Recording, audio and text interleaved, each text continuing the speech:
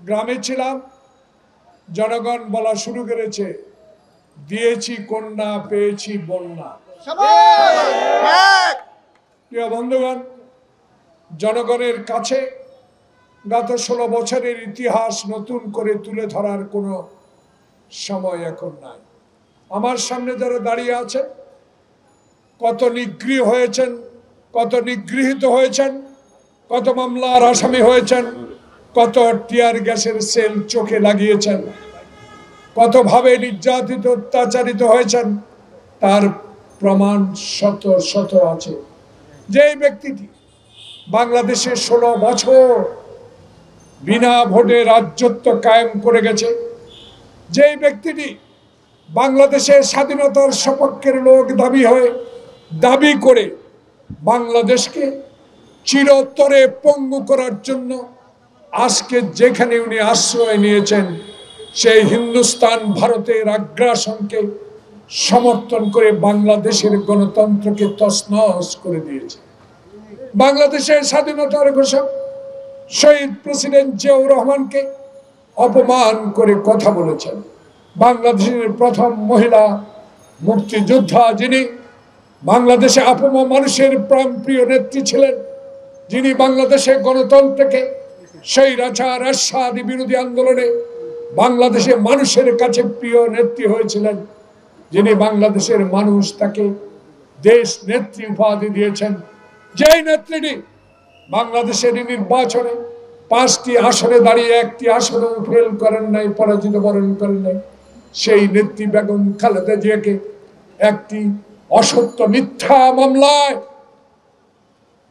সাজা দিয়ে তাকে মৃত্যুর পথে ঠেলে দিয়েছেন। প্রিয় ভাইয়েরা, যে নেত্রী আজকে চিকিৎসার সামান্যটুকু সুযোগ শেখ হাসিনা থেকে পায় নাই। প্রিয় ভাইয়েরা, যে নেত্রী আজকে বাংলাদেশের মানুষের জন্য বলেছিল, মইনি আহমদ সরকারের সময় যখন শেখ হাসিনা উচিলা করে চোখের চিকিৎসার নামে বিদেশ চলে গেলেন, তখন 2 নেত্রীকে মাইনাস করার জন্য 111 মির্জাফর সরকার, মঈন ফখরুদ্দিন সরকার যখন বেগম জিয়াকে বিদেশে পাঠানোর চক্রান্ত করেছিল, তখন দেশ নেত্রী বলেছিলেন, বিদেশে আমার কোনো প্রভু নাই, বিদেশে আমার কোনো বাসা নেই, বাড়ি নেই, এদেশের মানুষ, এদেশের মাটি, যেই নেতা বাংলাদেশের স্বাধীনতা ঘোষণা করেছেন, শহীদ প্রেসিডেন্ট জিয়াউর রহমানের,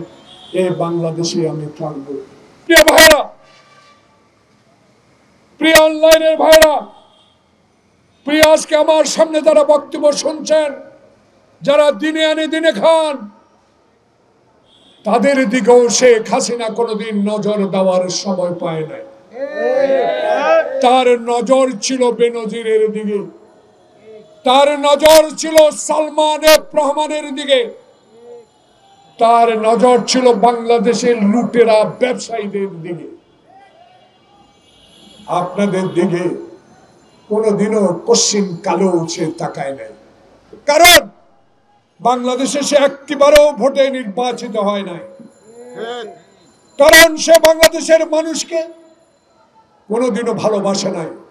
তার পিতার নামে, তার বাবার নামে দেশকে শাসন করেছে।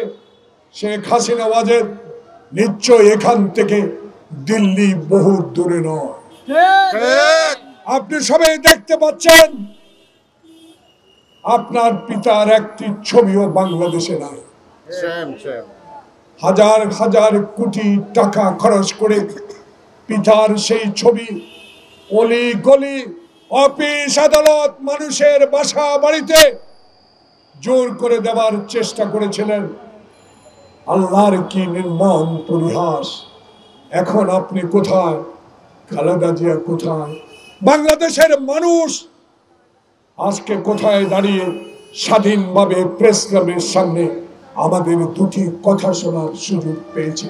একটি মাত্র কারণ, আপনার অহংকার, আপনার অগণতান্ত্রিক কাজ, আপনার হাজার হাজার কোটি টাকা বাংলাদেশে চুরি করে বিদেশে পাচার, আপনার অহংকার, পিতাকে আপনি বাংলাদেশে চিরজীবনের জন্য বসিয়ে দিবেন, আপনার দলকে চিরজীবনের জন্য এখানে বসিয়ে দিবেন।